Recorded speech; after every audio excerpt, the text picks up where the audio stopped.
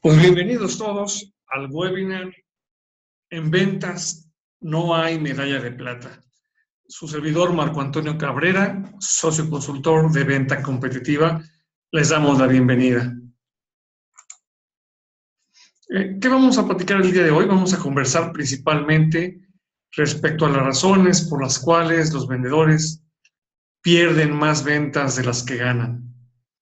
También vamos a revisar los errores más comunes en la administración de talento en ventas y, por supuesto, cómo corregirlos. ¿Quién es Venta Competitiva? Es la primera firma de consultoría en recursos humanos especializada en ventas y servicios al cliente.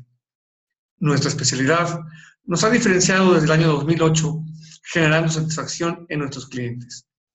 Actualmente somos un Premium Partner de Charlie Growth Play y contamos con reconocimiento a nivel nacional e internacional por nuestro desempeño en la selección de los equipos adecuados de venta y en la formación de sus líderes. Me gustaría compartirles que prácticamente la mayoría de lo que vamos a hablar el día de hoy está fundamentado en este estudio que es el estudio de fuerzas de venta de clase mundial. El estudio, que inició en 1992, ha ido evolucionando con el tiempo.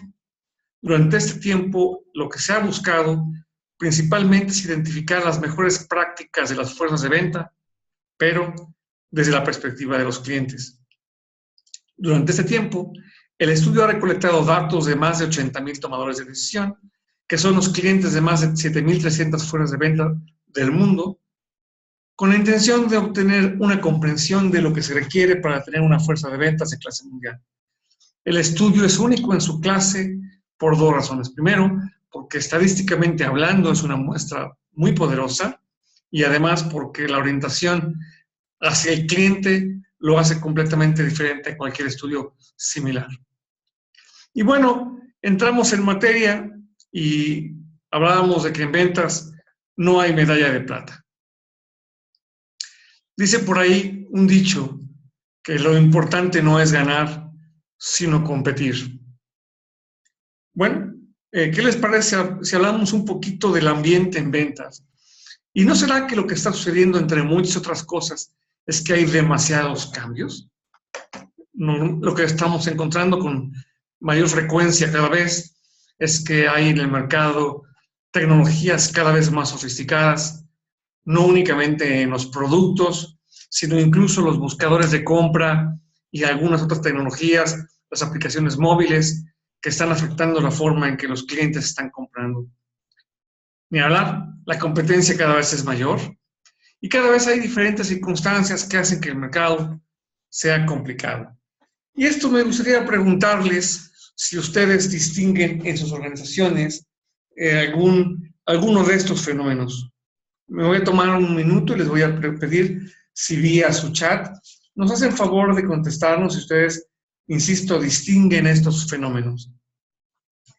Nos contesta Gerardo Estrada que él efectivamente percibe esta misma circunstancia en su organización. Lo mismo Claudia Robles nos contesta que ella ve lo mismo en su organización.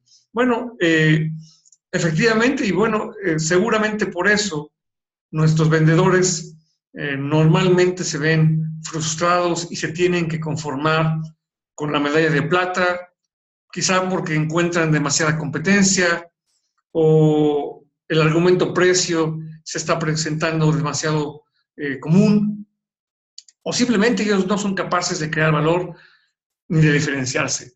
Pero vuelvo a decir, hablábamos hace rato que dice un refrán que lo importante no es ganar, sino competir. Y me gustaría preguntarles, ¿de verdad esta máxima aplica en ventas?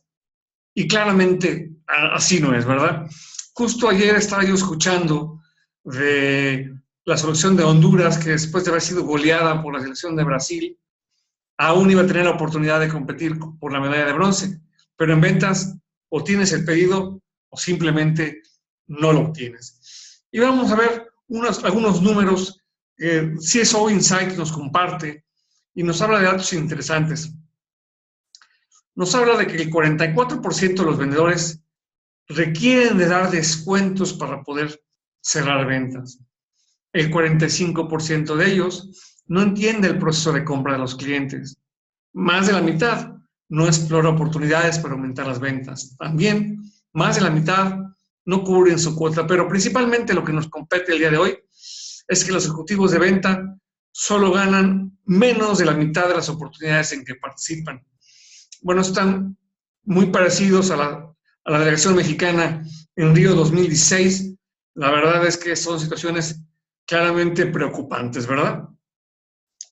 Y justo hablando de los vendedores y del universo de los mismos, podríamos decir que, como ustedes se podrán imaginar, hay muchos vendedores. Algunos de ellos son capaces de vender mucho, algunos son capaces de vender mucho menos, y la gran mayoría está en un punto intermedio.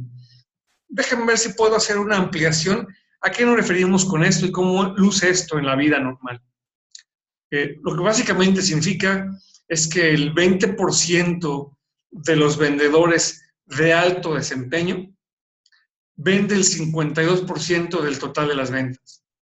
El 60% de los vendedores de desempeño en la media venden el 45% del total y el 20% de los vendedores de bajo desempeño venden únicamente el 3% de las ventas.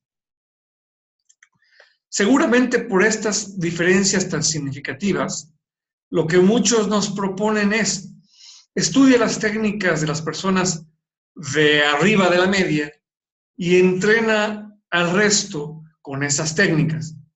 Bueno, aunque claramente el aproximamiento suena muy lógico, es razonable, y bueno, yo también pensaría, ¿verdad? Si estos son tan buenos y generan tantos resultados, deberíamos tratar de lograr que el resto haga lo mismo. Sin embargo, tristemente, esta forma de pensar lo que normalmente consigue es que el 60% de los vendedores mejoran su desempeño únicamente en un 5%, lo que ulteriormente significa solo un 2.25% de las ventas totales, y lo más triste es que el 20% de los vendedores de desempeño bajo no aumentan sus ventas en lo absoluto. ¿Por qué? Bueno, la razón principal es porque tú no puedes entrenar a una persona a hacer un trabajo que no es capaz de hacer. ¿Cómo deberíamos entonces nosotros pensar en el mercado, en los clientes, en los vendedores, de modo de que podamos tener un resultado mejor? ¿Cómo deberíamos ver hacia nuestro mercado? Y déjame abrir una premisa.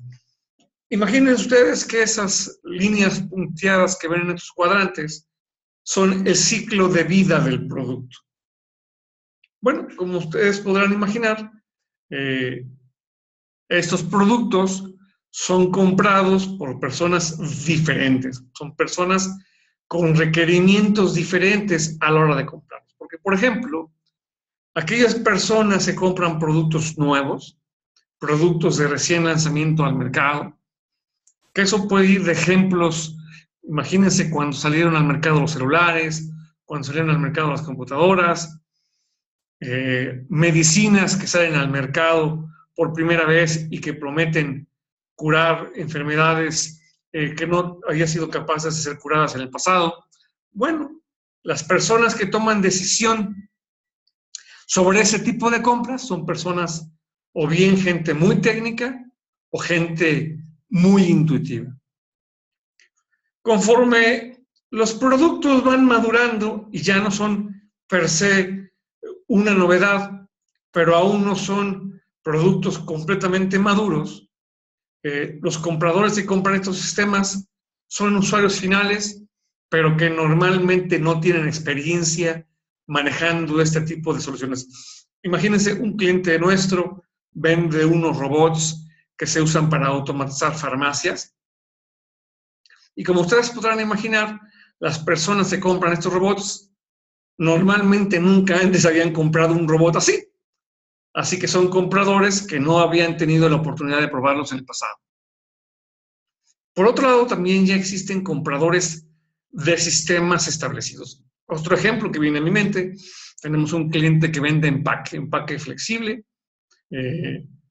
Este empaque tiene múltiples aplicaciones, una común es en la industria alimentaria. Y bueno, en este caso ya el producto es un producto maduro y los compradores de estos productos conocen del empaque tanto o más que el mismo vendedor que los vende. Y por último están los compradores de productos tipo commodities. Todos nosotros normalmente estamos en esa categoría. Podría decirse que con las debidas reservas somos expertos o cuando menos usuarios comunes de productos que ya están completamente estandarizados. Bien, visto de otro modo a esta misma explicación que hace unos instantes hacíamos, podríamos decir que las diferencias tienen que ver con dos dimensiones. Una dimensión es la experiencia que el cliente tiene usando el producto y otra es la complejidad que el producto per se tiene. Así que ustedes imaginen un comprador que está comprando productos de alta tecnología, ¿verdad? Es decir, tiene poca experiencia, pero está comprando productos de baja complejidad. Lo que está buscando es un acercamiento emocional para invitarlo a probar por primera vez. Sin embargo, cuando se está comprando un producto complejo de alta tecnología, lo que el cliente requiere es, por supuesto, de una aplicación técnica, de una perspectiva de venta consultiva. En realidad requiere un asesor que le ayude a tomar las mejores decisiones y que incluso lo acompañe en el proceso de implementación. Pero conforme el producto va madurando y se hace más conocido para el cliente y el cliente tiene más experiencia usándolo, si es un producto de mayor complejidad, lo que el cliente va a requerir del vendedor es soporte de entrega y una perspectiva de relaciones. En otras palabras, está esperando a alguien en quien pueda confiar. Pero por último, si el producto no es un producto complejo y el cliente ya tiene experiencia usándolo, o va a pedir precio. ¿Y por qué razón? Porque va a decir, estos productos exactamente iguales, los voy a comprar donde los pueda comprar a mejor precio, o nos pide conveniencia, o las dos, es decir, que sea fácil para él comprar el producto o servicio, o que le entreguemos a domicilio, o todo lo que tenga que ver con simplificar el proceso de compra. Con todo esto, no debe extrañarnos que el tipo de vendedor que funciona mejor en los distintos ambientes de compra varía de caso en caso. Bueno, nos gustaría presentarlos o presentarles a ustedes, de acuerdo a este estudio de las fuerzas de ventas de clase mundial, cuáles son los razonamientos fundamentales por los cuales podemos encontrar que nuestros vendedores están perdiendo más ventas de las que ganan, que traducción se convierte en que están teniendo que conformarse, claro que cosa que no existe, siguiendo la analogía con las medallas de plata. Pero fíjense bien, qué interesante. Cuando el cliente requiere un vendedor cerrador, pero lo que aparece es un vendedor transaccional, el porcentaje de éxito solo tiene un 9%. Es decir, de las veces que interactúa un vendedor con habilidades transaccionales con un cliente que tiene necesidad de un vendedor cerrador, solo el 9% de las ocasiones esas interacciones terminen en un éxito. Sin embargo, cuando el cliente requiere un vendedor cerrador y el que aparece es un vendedor cerrador, el porcentaje de éxito crece drásticamente. Interesante, ¿verdad? Bueno, si ya platicamos que una de las razones principales por la que los vendedores pierden tantas ventas es la falta de compatibilidad del vendedor con el cliente, ¿qué deberíamos hacer? Bueno, primero, como es obvio, deberíamos entender mejor el tipo de vendedor que nuestros clientes requieren. Segundo, tendríamos que tener presente que en el mundo de las ventas hay dos tipos de vendedores. Los vendedores que ganan medallas, como Pedro, que si viéramos a Pedro es un vendedor que en el desempeño de su empresa está en el 75 percentil, es decir, quizá no sea el mejor, pero sí es uno de los mejores, que vende 1.800.000 al año al mes, perdón, en este ejemplo. Y tenemos por el otro lado a Antonio. Antonio podría no ser el mejor vendedor de su firma, pero claramente no es de los, perdón, podría no ser el peor de los vendedores, pero claramente no es el mejor. Antonio está en el 25 percentil, pero él solamente vende 760,000 pesos al mes. La diferencia entre Pedro y Antonio es sustantiva, es más de 1 millón de pesos al mes, que cuando lo vemos al año son más de 12 millones de pesos. Así que la primera pregunta es, ¿cómo hago para reclutar, para seleccionar a una persona que como Pedro está en el 75 percentil? Bueno, mi primer paso es asegurarme que dejo de seleccionar personas como Antonio y enfoco mis energías en conseguir gente como Pedro. Así que imagínense que ustedes quieren contratar a un Pedro, pues todas las contrataciones nuevas deberían estar en cierto espectro de desempeño. Mucho más arriba, ¿verdad? Como lo mostramos en el gráfico. Para lograr esto tendríamos que hacer 2 cosas bien. Tendríamos que tener un mejor reclutamiento. Como ustedes podrán imaginar, es imposible seleccionar al mejor individuo si éste no pasó por nuestro proceso de reclutamiento, por nuestro proceso de selección. Así que tendríamos que estar haciendo análisis para identificar de qué fuentes de reclutamiento, de qué zonas del país, de qué tipo de aplicantes estoy encontrando los mejores para incluirlos en nuestro proceso de selección. Una vez que hice eso, mi segundo paso es mejorar mi selección. Para hacerlo, lo que tengo que hacer es entender mejor las herramientas que uso. ¿A qué me refiero con eso? Imagínense ustedes que están usando, por ejemplo, una entrevista por competencias o un assessment en línea. Bueno, de las calificaciones que esta herramienta genere, seguramente habrá calificaciones altas o bajas. Pero nosotros tendríamos que comprender cómo estas calificaciones tienen una correlación con las ventas. Es decir, cuando yo le pongo en una escala de 1 a 5 a un vendedor, significa que esas calificaciones se comparan de manera proporcional con mis vendedores que tienen mayor desempeño expresado, sí, en ventas. En otras palabras, cada punto en la escala de calificación debería tener una correspondencia con un incremento relacionado o correlacionado con desempeño en ventas. Segundo punto, asignarlos al rol correcto. ¿A qué nos referimos con esto? Y déjenme empezar por hacerles una pregunta. Si ustedes tuvieran que participar en alguna de estas disciplinas, correr, ciclismo o nadar, ¿para cuál de ellas se distinguen ustedes mejor? En lo personal, sin ser claramente un deportista reconocido, ni mucho menos, pero me considero un mejor ciclista. Y si tú me pones a nadar, soy un plomo absoluto. Bueno, ¿qué pasa cuando nosotros ponemos al deportista correcto en la prueba equivocada? Como ya lo vimos, los porcentajes de efectividad pueden variar dramáticamente. Y les quiero compartir un ejemplo mucho más específico.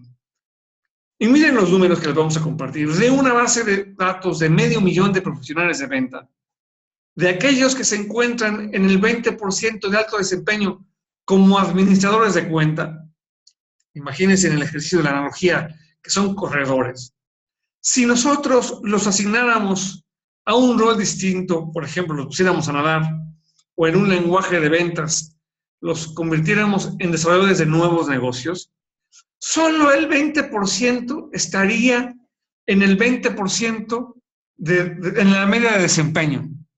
Y hagamos los números, miren, de 500,000, el 20% de alto desempeño son 100,000. Quiere decir que si a 100,000, que son buenos administrando cuentas, los reasignamos al desarrollo de nuevos negocios, 80,000 de ellos fracasarían. Ni siquiera serían buenos, pasarían a estar en el desempeño bajo y solo el 20% tendría éxito y un éxito relativo comparado con su éxito en otra posición. Así que si tú tienes un ciclista y lo quieres ser nadador o viceversa, deberías pensarlo bien.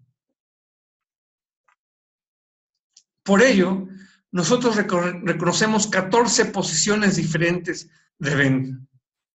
Y sí, cada una de ellas tiene atributos completamente o muy diferentes los unos de los otros. Una auditoría de talento nos permite determinar en dónde nuestro talento tiene más potencial de éxito. Dónde deberíamos colocar a nuestra gente para que realmente nos traiga medallas de oro. Y por último, una vez que tienes bien identificado el rol para el cual tus vendedores son más aptos, entonces sí, revisa las necesidades de tu negocio, pero empátalas con las habilidades del individuo y genera y desarrolla entrenamientos de venta específicos para aquellos que tienen mayores oportunidades de capitalizar y crecer en las habilidades donde están sus fortalezas naturales. Bien, entonces nuestra regla de 3 nos dice 3 cosas. Primero, dejemos de seleccionar personas de bajo desempeño y estos 20% de vendedores de bajo desempeño, reemplázalos con personas que cuando menos sean proclives a tener un desempeño promedio y más arriba. Segundo, colócalos en el rol donde tengan mayor probabilidad de éxito. Y por último, entrénalos en el rol en el cual son naturalmente probables de tener mucha más capacidad de ganar medallas. Si seguimos esta fórmula, en lugar del 2.25% que hablamos anteriormente, podríamos tener aumentos en ventas que van entre un 17% y en ocasiones hasta 6 veces más. Estudios independientes comprueban que las organizaciones que usan esta forma de pensar obtienen resultados mucho más satisfactorios y en el medallero normalmente tienen más éxito. Quizá nuestros amigos, vecinos norteamericanos de la delegación de Estados Unidos que llevan más de 100 medallas ganadas, pensaron en eso y lo están usando de manera consistente. Entonces, pues los invitamos a reflexionar de cómo ganar más medallas de oro y estamos para servirlos. Su servidor Marco Antonio Cabrera, nuestra página www.ventacompetitiva.com.